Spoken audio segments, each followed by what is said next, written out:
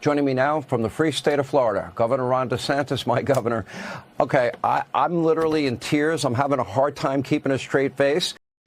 All right, folks. So one of my favorite things to do when Donald Trump and MAGA Republicans face political or electoral setbacks like the massive blue wave which crushed Trump and the Republicans yesterday is to play and show you reactions, particularly in the moment, from Fox News hosts, particularly MAGA Fox News hosts. So there you have Sean Hannity admitting that he's in tears over the results of yesterday's blue wave election. And there's so much more where that came from Laura Ingraham to Sean Hannity and Brian Kilmeade and Kayleigh McEnany, et cetera and so forth.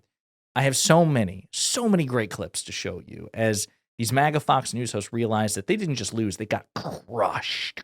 There's so much to talk about.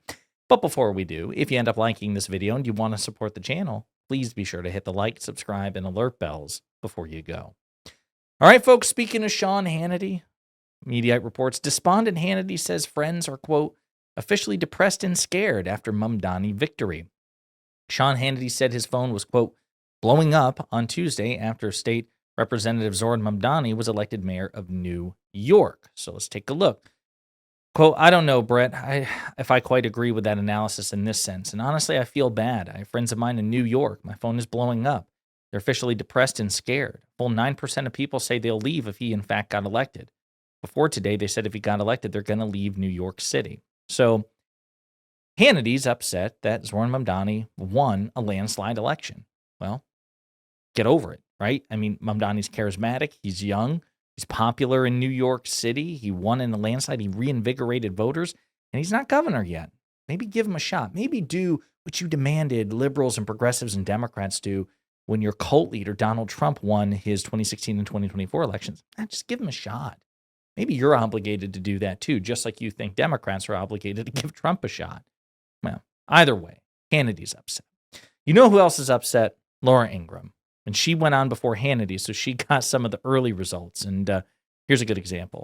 From and really, we have to interrupt, guys. We have a Fox News alert. The Fox News decision desk can now project that Democrat Abigail Spanberger will become the next governor of Virginia. The former House rep will be the first ever woman to lead the Commonwealth. It's a one-term governorship, as everyone knows. She once served as a CIA officer, and she defeats Republican Lieutenant Governor Winsome Earl Sears.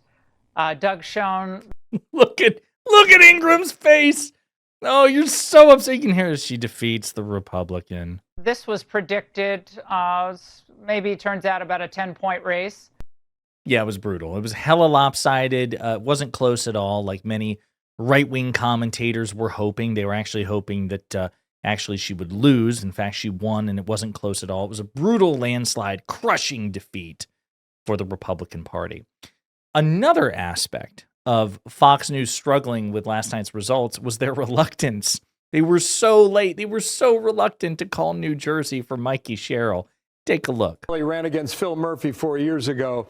He won Morris County by 11 points. So we're gonna keep our powder dry on that. This is Passaic County, just north of there. Phil Murphy, the Democrat, won this county 4 years ago.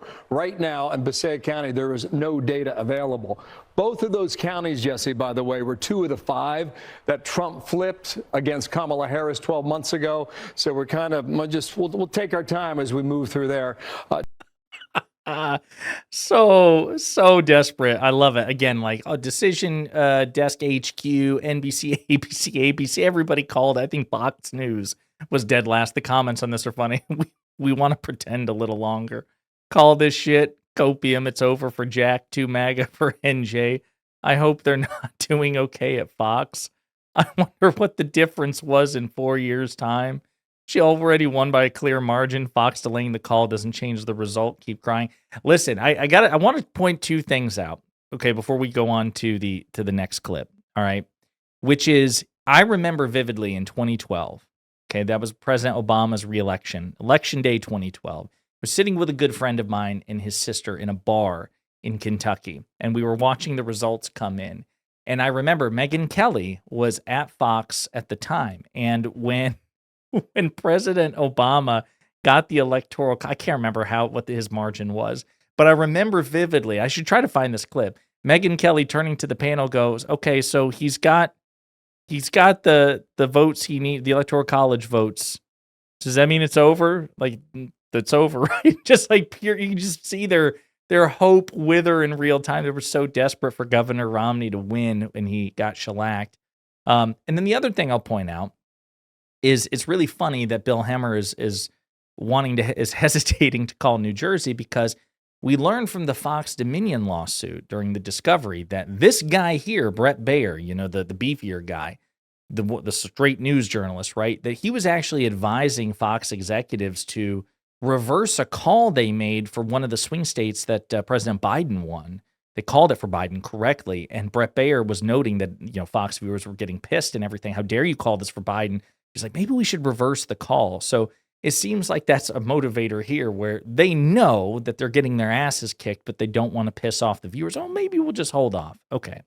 But it only delayed the inevitable, because this is what Sean Hannity had to deliver the bad news regarding New Jersey. We are ready. Projection time. The Fox News decision desk can now project that Congresswoman Mikey Sherrill will, in fact, become the next Democratic governor of New Jersey. Now, Sherrill defeats Republican Jack Ciattarelli, whom President Trump endorsed in May. The GOP had hoped that Ciattarelli could deliver an upset after a very close loss 4 years ago. Wasn't that close this time, was it? It was an utter shellacking. They got rolled. They got drubbed. And let's take a look. Speaking of, again, you have Sandra, I'm blanking on her name, Sandra Smith. Okay, again, conservative Fox News host, not as MAGA as Ingraham or Hannity. Just again in kind of disbelief that these results were what they were. Let's take a look. With a college degree in New Jersey, 59% showed up for Sherrill. But just looking at some of these other top findings, I mean, when it comes to the quality that they were looking for in their candidate, she did not get hit on honesty and trustworthy, even though she had to suffer through this Naval Academy controversy. Those that were looking for that in a candidate, still 70% cast their vote for her.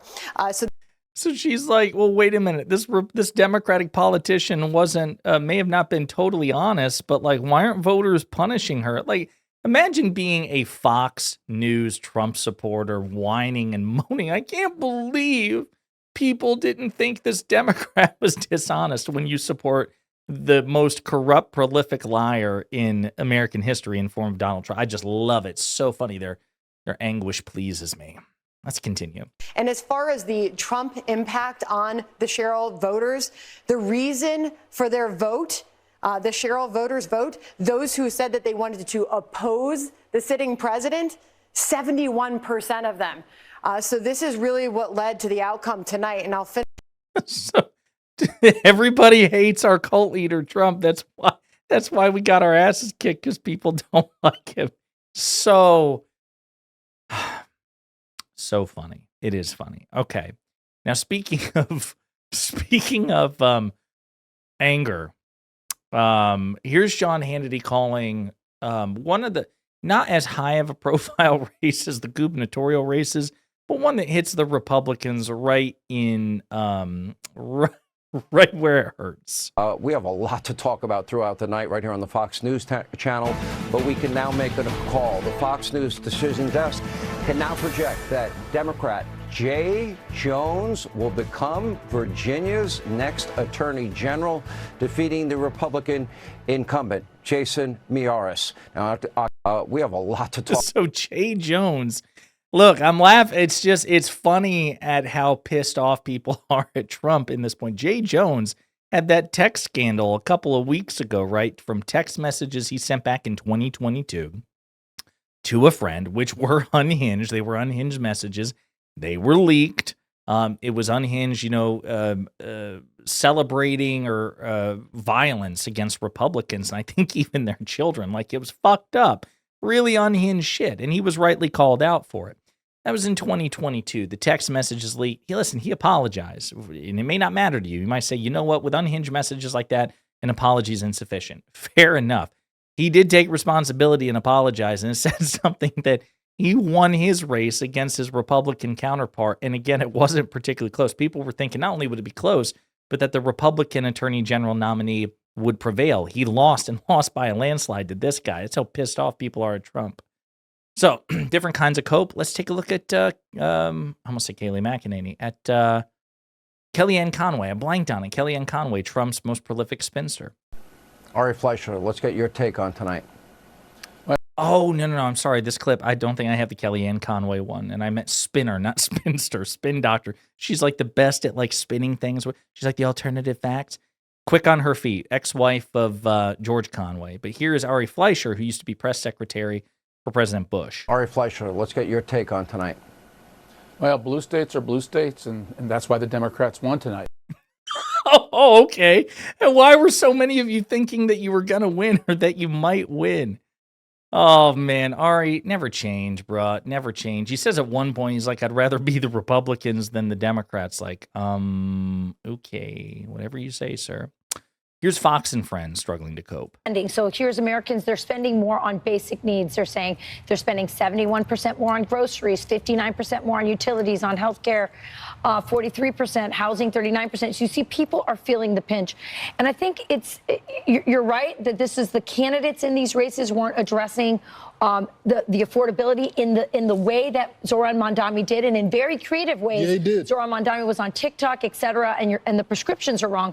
But also, I think maybe there has to be a larger conversation admitting from the Republican side, look, we inherited 4 years of really bad policies. And now we're trying to refigure the American economy to bring more jobs back. Donald Trump said he would get it done in one day, lady. That's your fault. That's his fault. It's not the Democrat. Like, maybe we shouldn't have, promised that that like everything would just be good because Donald Trump would just snap his fingers and fix everything. Maybe we should have properly set expectations.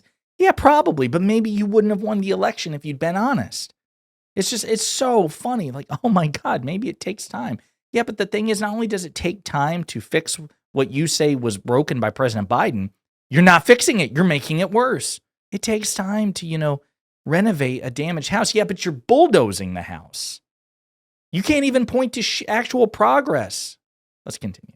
To get our trade imbalances back in order. And there's going to look at Kilmeade. Oh, my God. Look at Kilmeade. He's like, this is Trump's fault. This is our fault. Figure the American economy to bring more jobs back, to get our trade imbalances back in order. And there's going to be a little bit of short-term pain. And maybe there hasn't been an explanation about that. No, because you guys said you would get it done on day one. That's why there's been no explanation. It's just your friggin' fault. I love it. I love it. It makes me happy. Speaking of Kilmeade. A couple of things. Republicans did not have a good day. So anyone who says, well, not really that bad. No, it was bad. Jack Ciattarelli, I thought, was a really strong candidate. I thought his message was clear and crisp. I was surprised he lost I was surprised he lost it all, let alone by double digits. But You're right. You guys did have a bad day. There's been some cope. We go, blue states are blue states. What are you going to do? No, guys. No, you guys got rubbed. Here's Brian Kilmeade again. Scary. The other thing is what they tried to do is nationalize in New Jersey, and they tried to nationalize in Virginia, and they were effective. They ran against Trump. Trump wouldn't have won and has not won in either one of those states. And the candidates were unable to overcome it. In the case of Lieutenant Governor Winsome Sears, great biography, not a strong candidate. So I don't think she was going to win. The biggest shocker, the second biggest shocker to me is the Attorney General's story. And for Jay Jones to win, I'm stunned by that. I'm stunned that the people of Virginia don't have higher standards. You know what's funny? I've been seeing a lot of that. Been seeing a lot of that from conservatives. Can't believe the American people don't have higher standards. Why? I mean, this politician said this unhinged thing, and they support him anyway. You're a Trump supporter, man.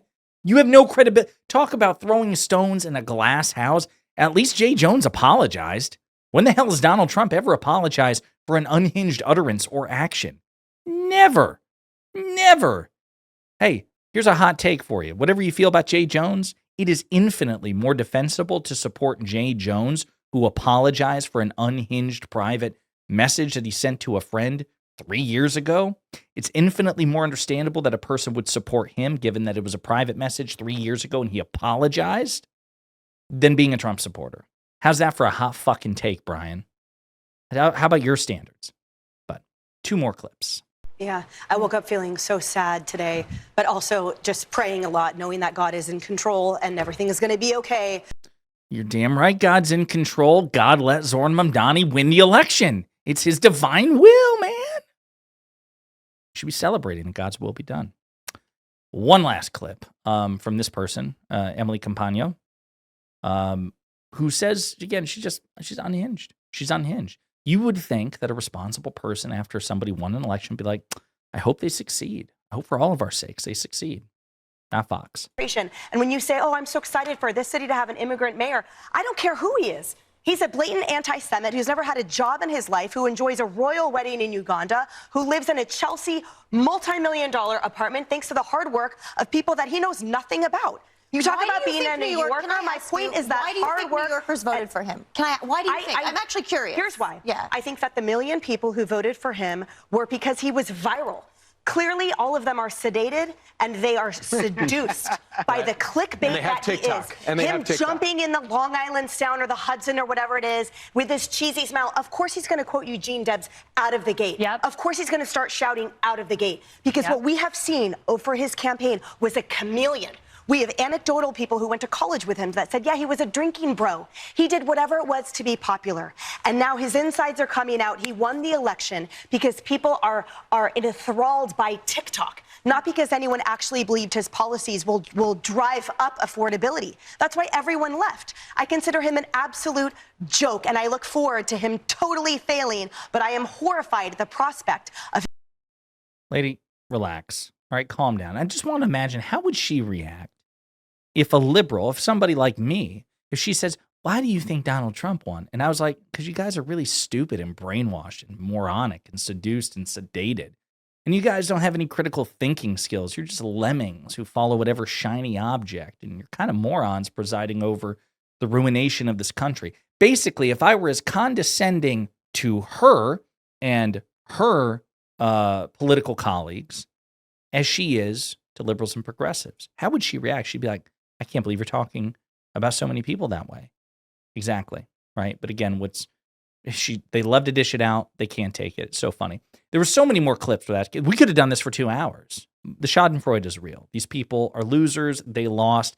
We should laugh at them. We should mock them. We should delight in the fact that they're upset. We should treat them after our electoral victories the way that they treat us after theirs. There's no reason for these MAGA Fox News hosts or these Republican politicians that we should react with grace whatsoever. We won, they lost. Get over it and rub the victory in their faces. In the meantime, let me know what you think in the comments.